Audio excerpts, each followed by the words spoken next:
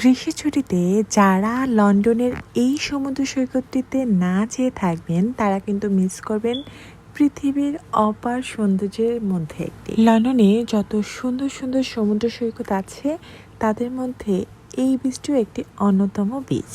এই সমুদ্র সৈকতের রাতের দৃশ্য একদম অনন্য, অদ্ভুত রকম সুন্দর।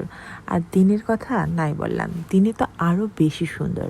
আসলে যারা সমুদ্র সৈকতে যান তারা চান সমুদ্রে নেমে গোসল করতে।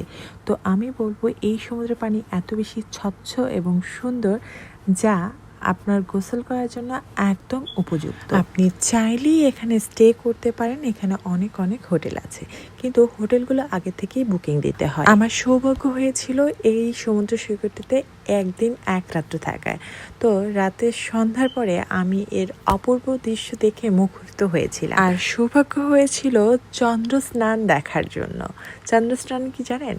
চাঁদের আলোয় আলোকিত সমুদ্র। এত এত সুন্দর যে বর্ণনা কোন সমুদ্র সৈকতের করলাম তা কমেন্ট বক্সে আপনাদের জন্য দেওয়া আছে।